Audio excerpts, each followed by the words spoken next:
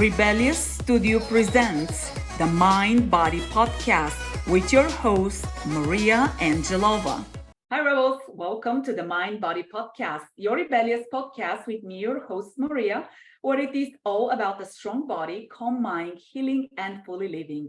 And today I have a very special guest for you, and that is my friend, Alicia Couri. Hello, darling. How are you doing? Hello. I'm so excited to be here finally. I know. I'm excited that you're here.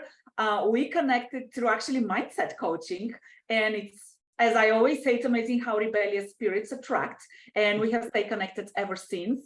And I know I have to tell people who you are. You are the CEO of, surprise, surprise, Audacious Concepts, boutique corporate consulting firm, as well as the founder of Red Carpet CEO, and you help people with branding and digital media. So I'm thrilled to have you here. Thank you for saying yes.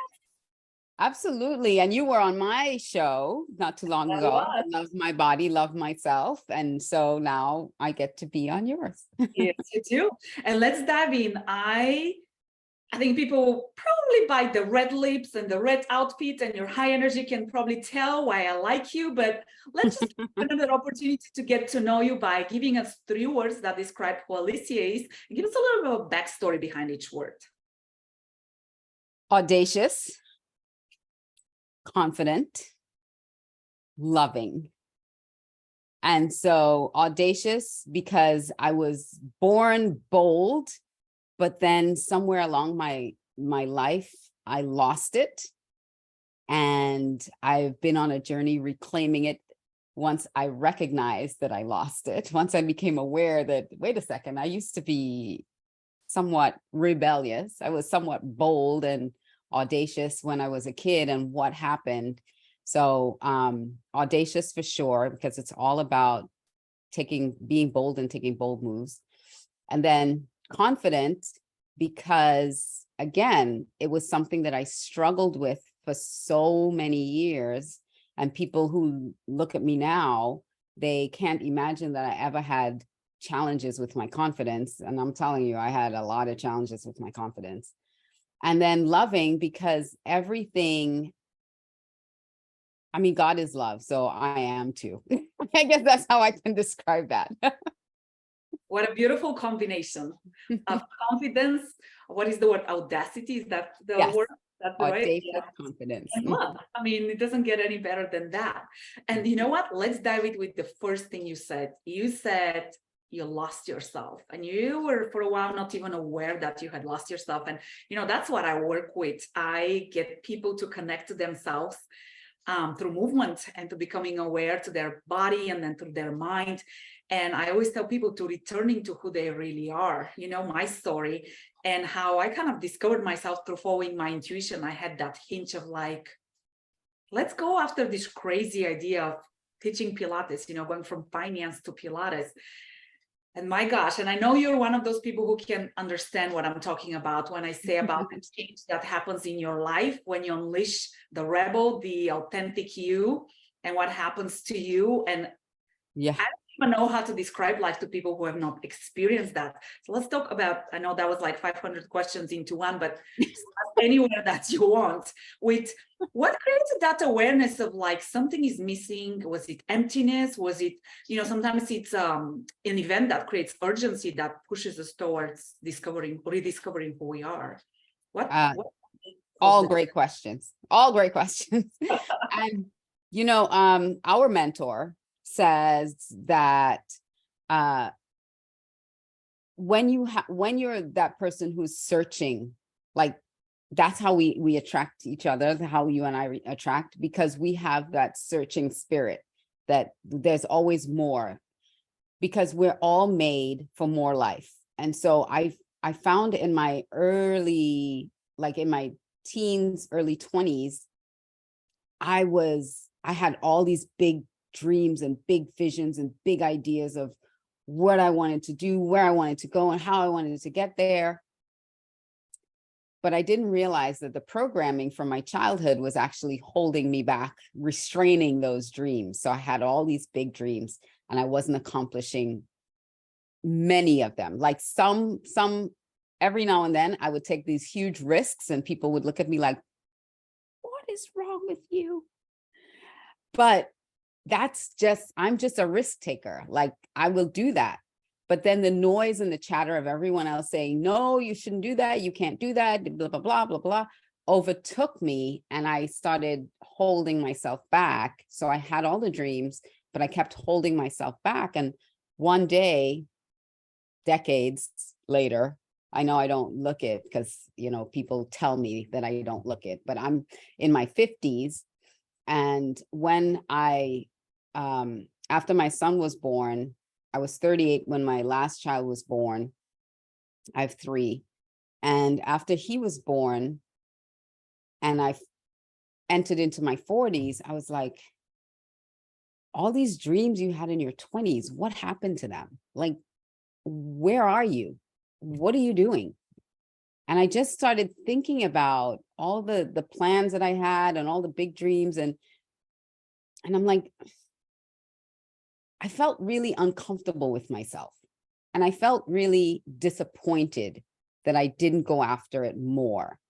But I understood why, in the sense that I chose to have children. I chose a certain path, and I wanted to be a mom for my kids. I didn't want to be out there doing all these crazy things while I had my children. So rationally, I rationalized it. But then there was something else on the inside that was saying, no, you were holding back, and that's when I started really digging more into personal development. Like, I always read the books, like Think and Grow Rich in my 20s. I read the books, but I didn't take the actions. And in my 40s is when I started taking the action. And I think you related two very important topics. One is, it was your intuition, your gut, your sixth sense, whatever you want to call it, that kind of prompted you of like, seek something else there. There's something else out there. And then 2, very importantly, action. I so often hear people say, oh, that like motivational stuff, mindset stuff doesn't work. And yes, if you're reading the books and not doing anything about it, it is not going to work. It is not a miracle, right? Right. You have to out there and put yourself out there, which is uncomfortable. And to the point that you make, you're going to hear a lot of feedback of how you didn't do it right and how it is crazy and how it doesn't make sense and whatever else you're going to hear. And it's uncomfortable. Mm-hmm. I mean, just guessing by your accent, you're an immigrant to this country. Just a wild guess. I am also an immigrant to this country. And the thing is, when I left, I was born in Trinidad, but I grew up in Australia. So I was already familiar with leaving the country. And so in my teens, when I set my sights on moving to the United States, everybody would tell me, you can't do that. How are you going to do that? You don't, yes, I had an uncle and a grandmother that lived up here, but it's like, you're not going to make it. You're not going to do, and I picked myself up and, I had gotten married. I picked me and my husband and we moved countries and didn't really have anything and had to start from scratch. But that's when I talk about bold moves. So like I would pick up and do things like that and people like, oh, but then I would just retreat and sink and say, well, yeah, I did that, but big deal. That's no big deal. So many questions that come to mind, one on the immigration piece. So I come from Eastern Europe, Bulgaria. And if you know anything about Eastern Europe, back in the day, we were not allowed to travel to the West because the West was dead, right? The Cold War and all that.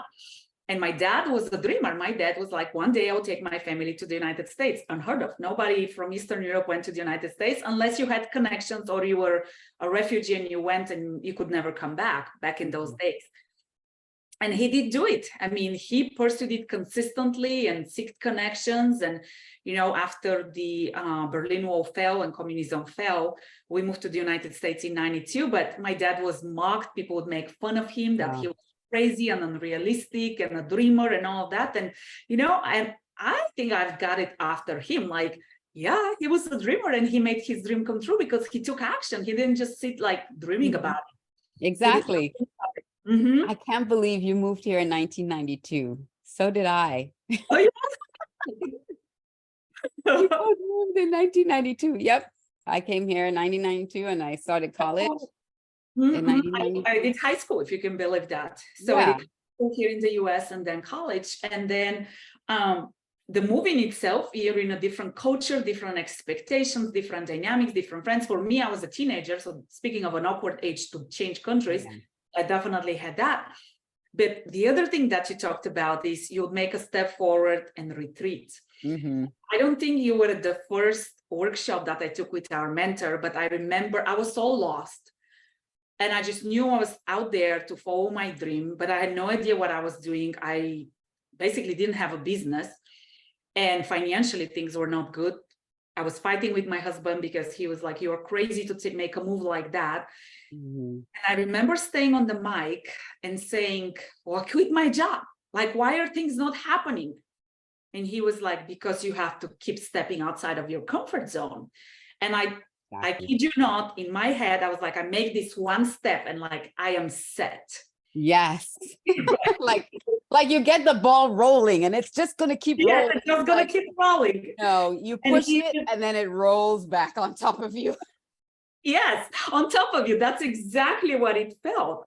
And I mean, I literally remember myself staying there on the mic and having that internal fight of like, no, I took the big step. Like, I don't want to take any more scary steps like that, right? Like, I just want things to get fixed now, somehow. I don't know how. I made the decision and I took the step. That's it.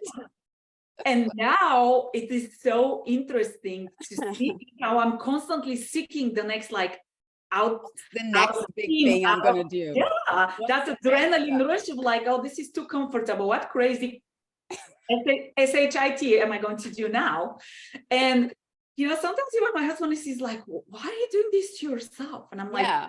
because once you get on that growth train and you see how exhilarating and exciting life can be, I don't know if you think about that, Alysia, but I think of me back at the day, and on the outside, I was very successful, right? I had the title, I had the good paycheck, the career, I had that. But there was so much emptiness and so much monotony and so much like auto repeat. There was no intention. There was And a yearning, like there's this emptiness and a yearning for something, and you can't even articulate what it is. And not everybody has that, which is back to what I was saying earlier about, if sometimes we're seekers and we're looking for that thing. And there are some people that are just really comfortable in their comfort zone. I like to say I live right on the edge of discomfort. I am on the edge of discomfort every day, all the time. There's no rut. There's no rut. I want to be on the edge of my discomfort. I don't want to get comfortable at all. But yeah, like much like you said, your husband is like, what are you doing? What?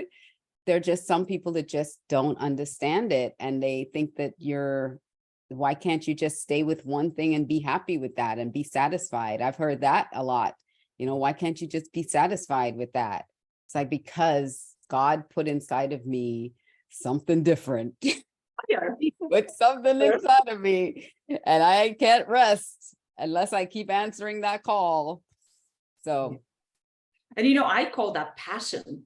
And I was talking to a client yesterday, and she was like, your energy is just like contagious when you talk to you. And I think when you're passionate about something versus going through the motion, your experiences life is very different. Let's talk about that. How is your life? Give some adjectives before and after. Like, how is life different? And I'm talking about like building a business and all of that, but the experience of life, how is it different for you? Because it's still a lot of work. It's still hard work, and it's a lot of work. But I'd say the satisfaction level way up, the passion, the excitement way up. I mean, when I speak to, like, even this interview, when I know that I'm impacting people, that is one of my motivating drivers, that I make an impact with others. And before I was making an impact, but like I was making an impact in my children's life, in my local community, in the school, which was great. But I always felt that there was more impact I needed to make. And now I get to impact communities, not just my community. I get to impact other children, not just my children. I get to, it's just spread so much more. And I think that's kind of what was inside of me that was trying to bubble up. It's like, you need to make a bigger impact. Like you can do, if you're going into a pool, like you can dip your toe and see the ripples, come up, but then the ripples stop at a certain circumference. Yeah. But when you cannonball into that pool, you splash everywhere. There's a whole, you're still going into the pool, but it's how are you entering that pool? Are you really making a difference? Are you making a splash? Are you getting everybody wet? Are you like, ah? Or are you like, That is such a great analogy.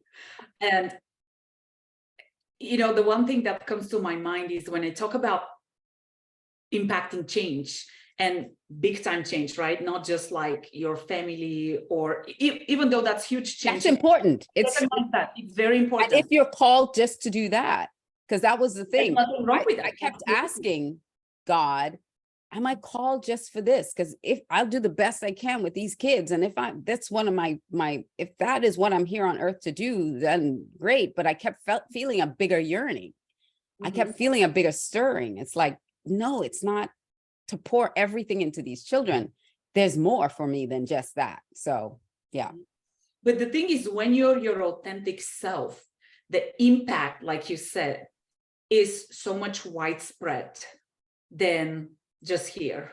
And so frequently we think, well, when I do something for myself, I'm selfish, I feel guilty, I'm ashamed, right? You might feel critique, like, oh, now she's taking care of herself. Oh, now she's doing something, because I've heard that, something that she enjoys, right? But it's really not about you. It's about creating that impact for the bigger masses. And it's really hard to explain sometimes, because I tell people it's my purpose that fires me. And it's something bigger than me. That's inside, that's like, keep going, keep spreading the message. And yesterday somebody asked me, give me one person you're grateful to. And I really thought about it. And I said, it will be every single one of my clients, because through their stories and through their transformation and through their showing up, that's my affirmation for like, keep going. And there's such tremendous gratitude for that. Yeah. That's awesome. Yeah. Yeah. I really resonate a lot with everything you say and everything you do. And you mentioned about being selfish. And I find that piece of judgment that's put on women about being selfish to take care of yourself is it doesn't even make sense. Like, if you really think about that, how is taking care of me and me being happy and me being fulfilled selfish if the best me shows up when that happens? I was a flight attendant for many years before I came to this country to go to college.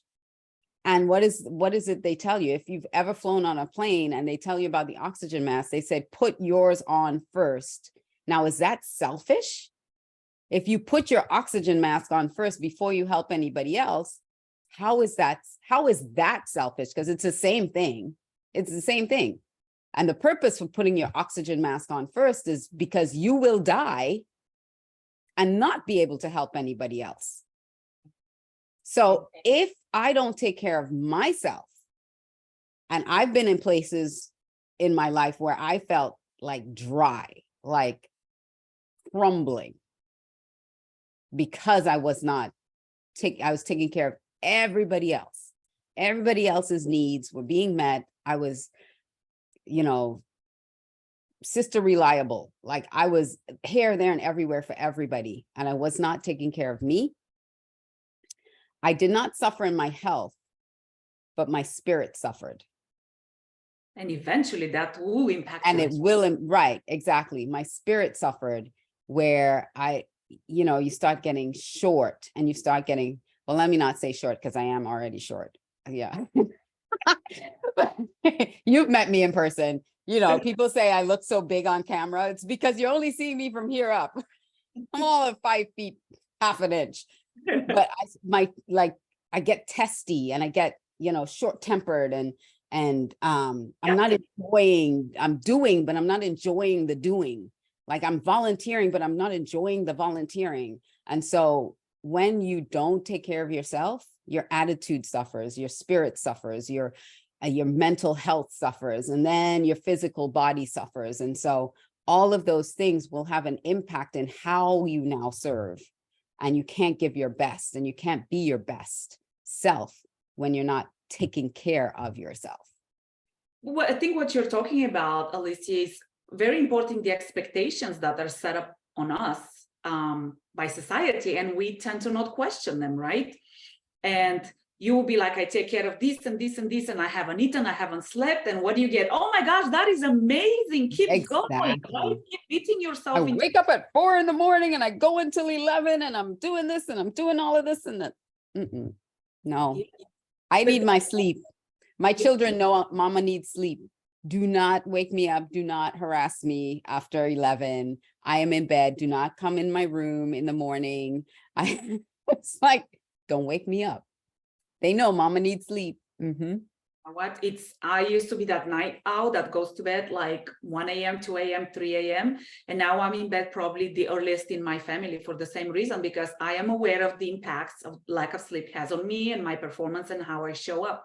And if I want to show up as my best, I have to be rested. I have to eat well. I have to move. I have to take care of my mental health. What good am I if I don't? Yep, absolutely. 100%. 100%. Yes. All right, let's quickly touch base on how all of that, being authentic, being your best self, you're a branding expert. How does that fall into branding? What's the correlation there? That's the foundation of any personal brand. You have to understand that. And you have to do the work to understand it.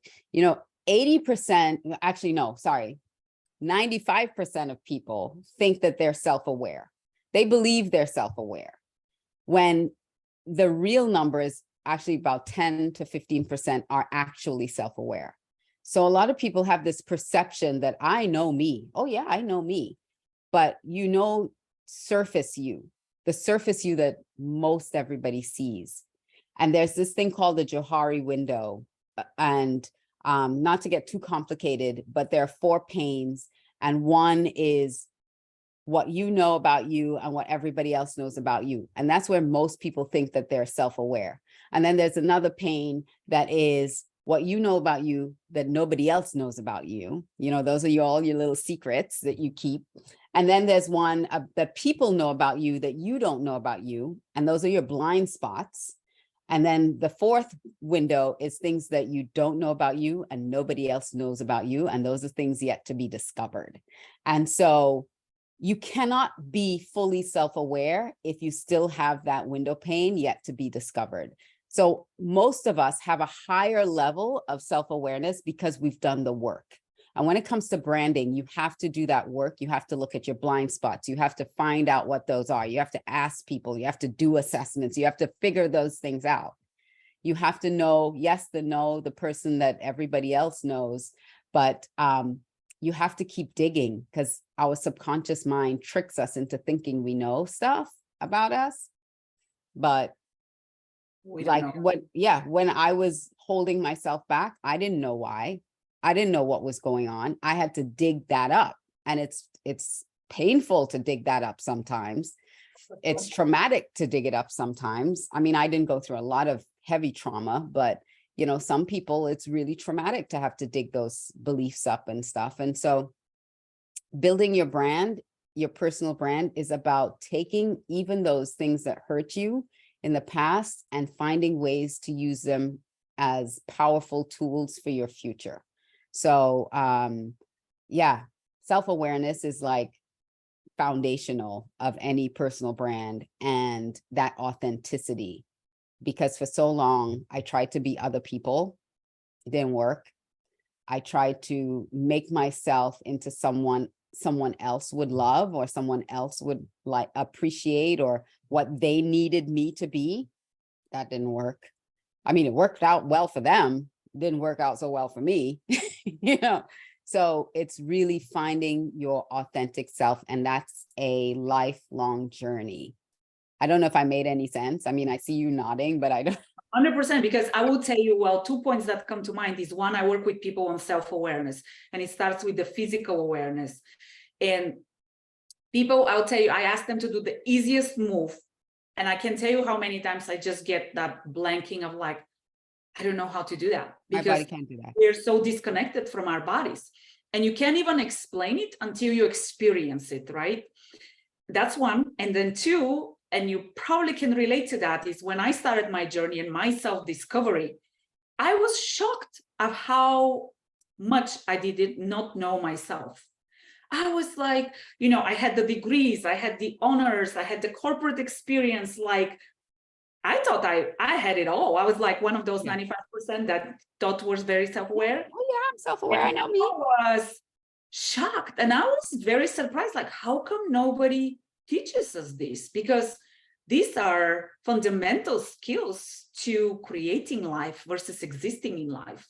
And yes, it is branding, but if you think about it, you brand yourself in your life. You don't have to be like an entrepreneur or to represent. Right. Your brand is your reputation. It's your what people say about you, how they experience you. And if you don't know how people are experiencing you, you might be sending the wrong message every day of the week, because you might be thinking someone's seeing you one way and they're seeing you a completely different way, and you don't even realize it. And that happened to me.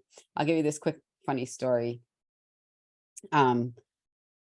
And then, well, before I give you the funny story, as you were talking, I was saying we're all like icebergs walking around, right? Just that little tip is out of the water, and then the huge iceberg. That's how we are. And we think that just that little tip of iceberg is, we're fully self-aware. No, we're not. So this story, so when I became a flight attendant, when I went for my interview, I was 18 years old. And I went in for my interview, and I had so much insecurity. I had so much insecurity that I wasn't someone that would walk into a room full of people and strike up a conversation with anybody. I would smile, be polite, and go off into a corner and read a book. And I hated reading at that time. I love reading now, but I hated reading at the time. But I needed to keep myself busy so nobody would come and bother me, right? And so I came into the room, and there were all these people in the room. They were also potential flight attendants, all different ages. And there were some that were already clicked together and talking and stuff. And I came in, I said, hello, I signed in for my interview, and I went and I sat in a corner.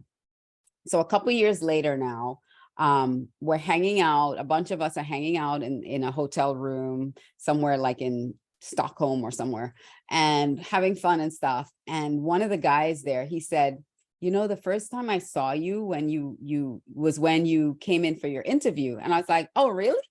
You were there? He's like, yeah, I was there. He's like, yeah, but it's no wonder you didn't notice me, because you just walked past all of us and sat in the corner. And I was like, look at that. Another B, right? Thinks she's all that, just going off and sitting in a corner. She doesn't want to talk to any of us. And I'm like, oh, really? He's like, but you're so cool and you're so fun and funny and everything. I would have never thought that you were like this from my first impression of you. Thought you were stuck up. You were a bitch. I didn't think that you were, I don't know if I could say that on your show, but you were stuck up, and that you didn't want to talk to anybody. My own insecurity was keeping the authentic me from showing up in any space until people got to know me. Yeah. And your brand, if you are showing up in a certain way, other people might be getting the wrong impression of you just by the way you walk into a room, and you had no intention of them getting that impression. Now, I'm not responsible for his impression of me. I'm not saying that I have to take responsibility for everybody's impression of me, but I can show up in my best authentic self and let whoever thinks whatever they want to think of me from there. But I know I showed up as me, and I didn't show up like a shrinking violet anymore.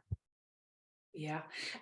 And I think, speaking of that perception, of how are people going to perceive us, what are people going to think, how are they going to judge us, that can keep us in the box too, because we're so self-conscious. Afraid.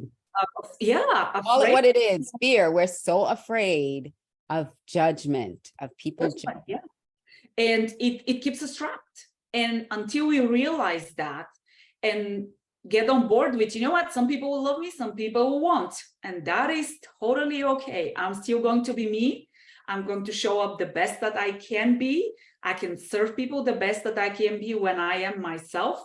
And if you don't like me, that is your problem, not mine. Just like what you said, it's not about how he responds, it's about you being your true self. And I do believe that. And I'll tell you, I have personally experienced it. The people I attract around me and I connect with, such as these, I mean, it's unbelievable. Yeah. It's like you would seek people like that and you wouldn't find them when you're not being your true self. But when you're true self, you attract people who vibe on the same level as you do. Absolutely. And that's the goal, because like in the laws of the universe, energy flows and energy attracts energy. And if we're not being who we are, we won't attract the right people. In fact, we'll attract the wrong people, the toxic people into our lives, and then wonder what. I actually had that. Remember having that thought that I attracted all these victim people. They always had a sob story and a victim story and always needed to dump on me all their problems and all their issues. And one day I said, God, why are all my friends now in my life, why do they all have problems and all give them to me? Why do they all give them to me? And, what I heard back was because I allow it. I allow them to. And I was like, oh, okay. I always tell people, you're the one who sets up how people treat you and respect you. So if you would like to be a doormat, you can be. It's an easy thing to be. And I had to change that. And it's a little bit uncomfortable to set up boundaries, especially in the beginning. And you start setting up boundaries, you will be judged, you will be disliked, you'll be talked about, and that's okay. You lose friends, but guess what? If they were just your friend to dump on you, then they weren't your friend to start with. So, yay. There are friends for a season and friends for a reason. Then you attract beautiful people into your life, like Maria over here. Your tribe, right? That's what I say. You find your tribe, but it all starts with being your authentic self. Girl, I can keep talking for you forever. I'm like feeling but we have to But let's start wrapping up. All right, piece of advice, favorite quote that you want to share with us.